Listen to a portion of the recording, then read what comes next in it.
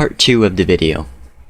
Alright, as I was saying, a rocket rotator, it will decide to do random stuff. Like, you could put it on like a little rocket and the rocket will go and then just randomly it'll just start going like that. Just crash randomly. Don't really like it. Alright, so let's see. I like the joystick rotator over the rocket rotator. The joystick rotator, it's more for turning. You're, like facing a certain direction. You could use this on bots, so your bots can look in a certain direction. Stuff like that. This is called an emitter. An emitter is something that'll emit an object. Like you can just stick any object in it and it'll emit it. Well, almost any object. You can put an object in it and it'll emit it. So you could just connect something to it and it'll do something. It's just a creative thing. I like using it a lot as well. This is called a smoke machine. A smoke machine emits smoke. I use this on houses, like for a chimney. Just it'll be blowing out smoke. I'll use that. Here's a note. This is good for like explaining stuff in your level. Like if you created something and you want to explain to people how it works, you could just use this. And you could just like write any text and just put it in a level. You can publish your level, put this in a level, just make sure you put this on either this or this, not this. If you look, this is player. That player sign is what the players can see. Lbp3 is actually quite interesting because Lbp3 gave us this option. I have to be in hover. No, wait, not that. Here we go. This option, that is the same thing as what you saw. Basically what that is play mode. Play mode and create mode are two different modes. So, when I pull this out, if you look, it's completely invisible. So, you do not want this off, you want to turn it on. If you turn it on like that, they'll only see the text if you put a text in it. Obviously I don't have a text, but if you do this, then they'll be able to see the note. Now that's visible in play mode. I can toggle play mode on and off, because Lbp3 decided to give us that, which is awesome. Alright, next thing. This is called a bubble machine. A bubble machine only has one purpose. It's for giving you oxygen while you're underwater. Well, you can, in this game, you can mess with like the global settings, you can mess with the lighting, the sound, the fog, the background color. I'm not exactly sure what you call this, but it's like, I think it's called color correction. It's weird. It like puts the color at weird colors. This is you can switch the background as well. Here's all these backgrounds, you can just switch to them. There's actually a glitch I know with the background, which will make the background be none of the backgrounds listed in the background section. I would not recommend messing with any of these. All these options right here, I would not recommend messing with them, because these are permanent options. If you mess with them, it'll always be that way when you enter this level if you were to save it. If you didn't save it, it'll reset, obviously. Maybe. Not 100% sure because I never actually mess with it, and I don't want to. And I don't really mess with this, but I have. Basically what it does, it just changes like the depth and all sorts of things in the level. I'm pretty sure what these two do is like the zooming. That that would focus on the character actually. And the game would always be focused on the character. This is sound. What you could do is just put this all these up to max.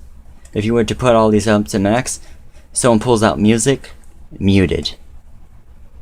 And they won't even know what happened because you put them all on max. These will obviously reset as long as you don't save your level. These are just level bound. They're only in one, like in a specific level. If you save it, it'll stay there. If you delete the level and go back in, it's gone.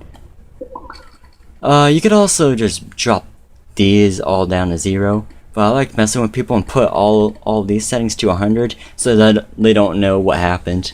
Because a lot of people like to mess with my sound things, so I'll just put all those up to 100 and they'll never know what to mess with. It's quite funny. This I never use that, and I never use this. What this does is, if you were to make a level, whatever time you put this on is how long you have. By default, it's infinity. Same with the score limit. If you got a certain amount of score, you can put it like to a certain amount of score. If they got that score, it'll end the game. Default infinity. This is gravity. This actually messes with a lot of things. Default is 100, but you can put it to like 10. Do that. If you look, I can jump higher than normal, and I go down slower. You can just mess with the gravity, do all sorts of things with the gravity. You could put it really low, or put it really high. Putting it really high, and your character practically can't jump. But as I said, default is 100. Whoops, drop that back down. Okay, 100. And your character jumps like that. Okay, on to the next thing. This messes with the water. That's what a water tweaker will do. If a water tweaker senses this, it'll immediately react to it. Also, you could put like waves. You can also mess with the watercolor, water murkiness, water bits. You can like mess with all that. Drop this. This is like a level preloader, so if your level contains a lot of objects, that will pop this bar up, this whole bar right here. This practically makes a level infinity space, almost. It sure seemed like it if you're on the PS4. Probably not on the PS3 because you'd start lagging real bad. Yeah, this game is also available on the PS3. Another thing. Okay, all of these go to the sack poppet. That's what this thing is, this little circle. I am not going to explain what any of those power-ups do, because that would be a major spoiler. But I did explain what these characters did, and I did say I was going to explain those.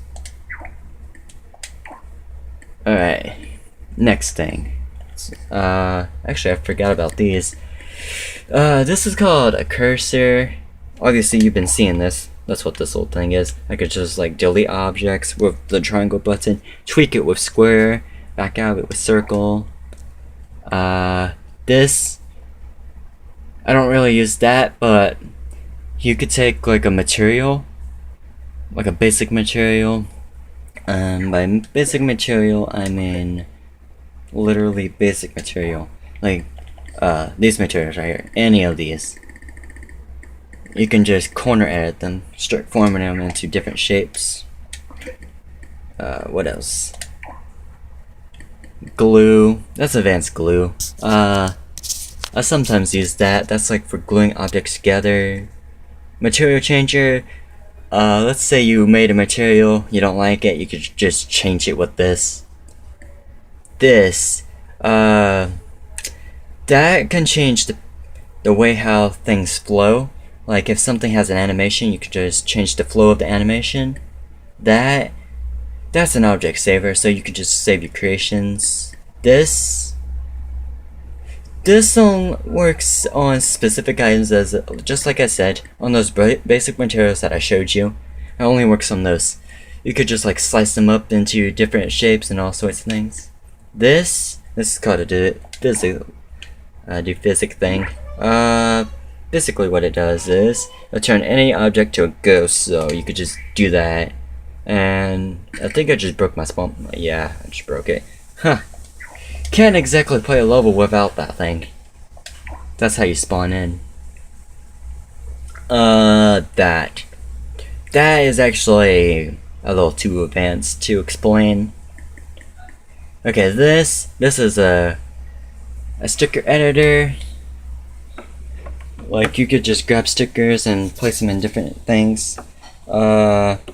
This is, you could put a sticker on any object. Well, almost any object. It has to be those basic materials, as I said.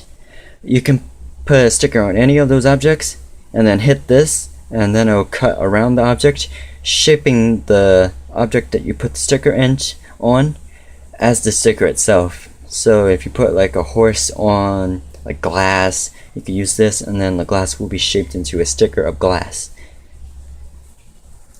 which would actually be for like this. This is called a sticker sensor. If you stick a sticker on a platform with this thing on it, whatever sticker you set this to, it'll trigger whatever you set it up to. This is actually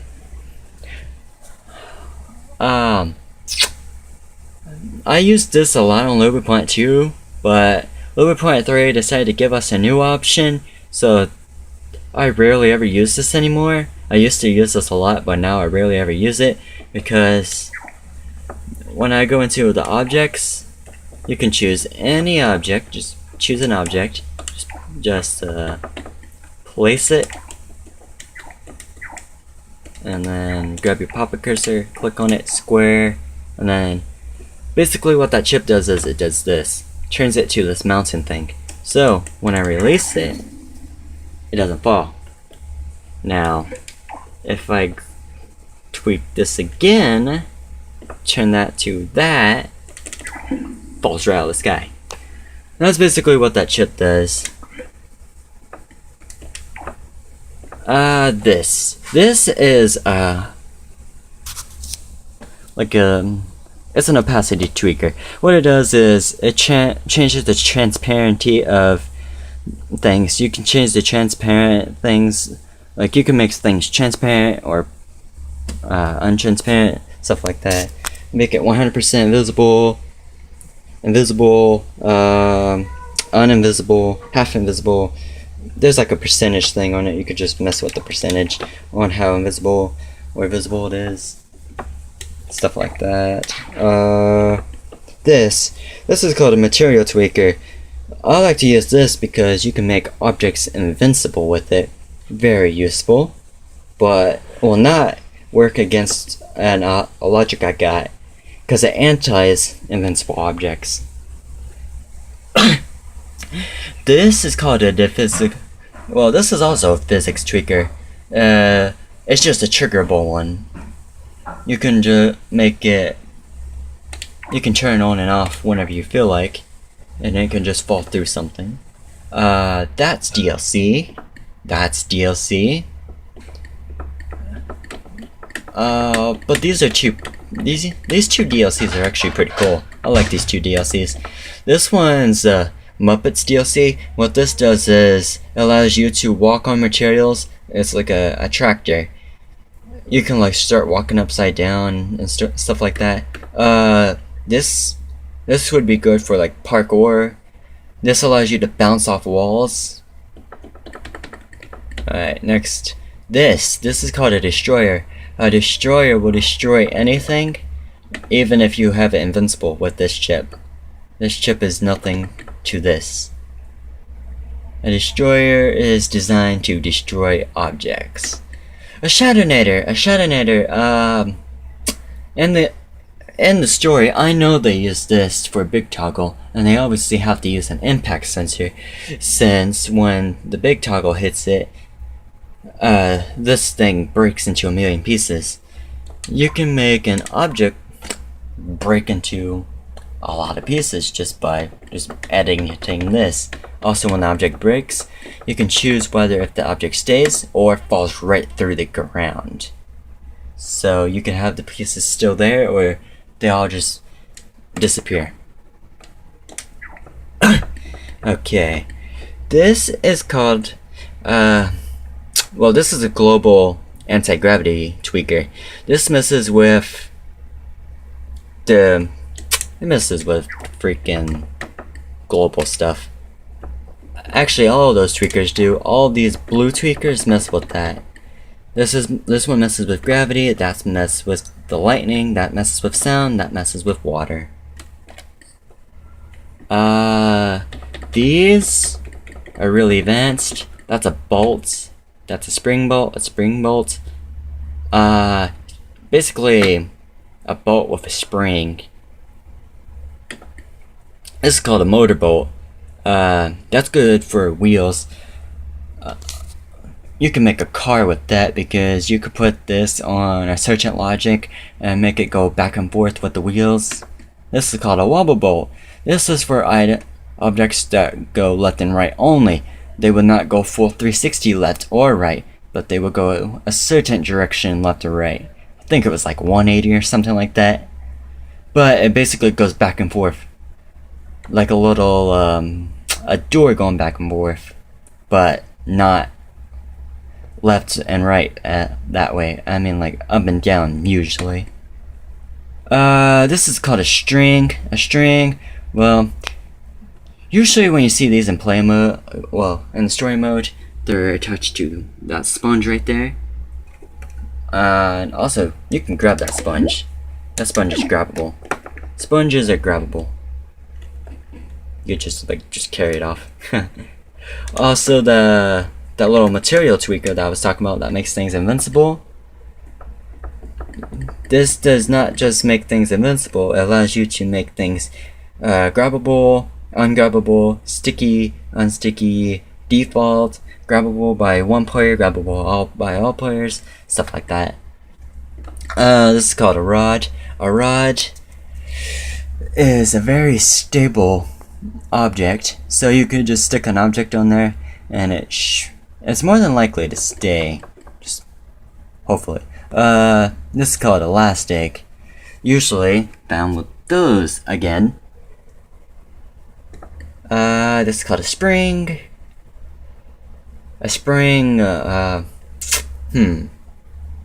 use it like a trampoline, basically. This is called a winch. A winch, what that does is, they're usually attached to that. A lot of these are actually attached to that, because the spring bolt's attached to it. This is attached to it. That's attached to it. Well, not always. That's attached to it. That's attached to it. That's attached to it. Because when this is usually attached to a sponge, the sponge will be hanging down, and then when you grab it, the winch is like a chain, so when you grab it, usually it has a sensor on it, so when you grab the thing, it'll start pulling you up, like elevating you up into a different area. That's what that does. Piston. I use that on a positional position on logic. I usually use that for a door. That's too advanced to explain. That's also too advanced to explain. This is a bounce pad. A bounce pad bounces you up. This is called a layer launcher. A layer launcher is basically the same thing like a bounce pad, but it bounces you into different layers. So you could be like right here, and then also you just jump way back here, or you could be way back here, jump way back here, or anywhere.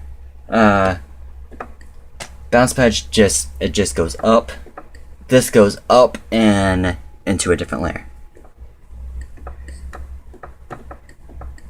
This next thing is called a slide. Whenever I can get to it, it's called slide. Anyways, okay, a slide. Well, a slide is actually quite obvious. It's just a slide. That's all it does. Thruster. That could be used for a rocket. Basically, it just gives you like a thrust power, so you can make an object go thrusting forward, shoot off somewhere, stuff like that. I don't really use that. This is called a velocity portal. A velocity portal, you require 2 of these out, and you can color code these, but you require 2. You could put 2 of them out, and then you could just like jump in it and then come out with the other. Just do stuff like that.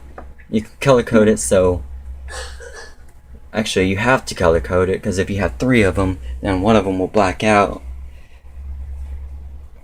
And you at least have to have 2 of the same color. Also, you can have more than 1 of the same color. The cool thing is they also allow what I meant by more than 1 of the same color is you can give them labels. So you can just start labeling all of them. That's what tag sensors also do, and remote tag sensors.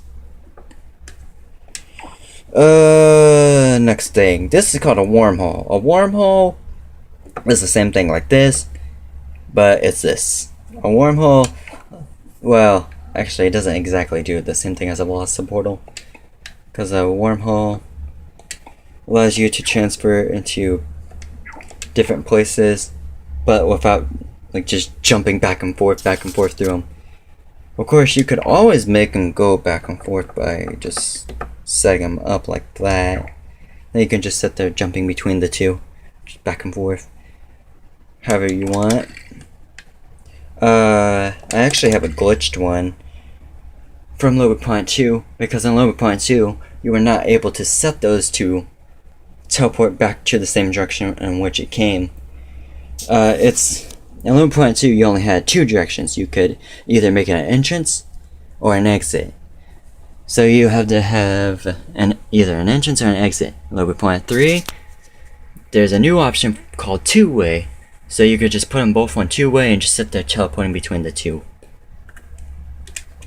And as I said, I do have a glitched one from Lbp3 that allows you to jump back and forth through them, even though it was not an option.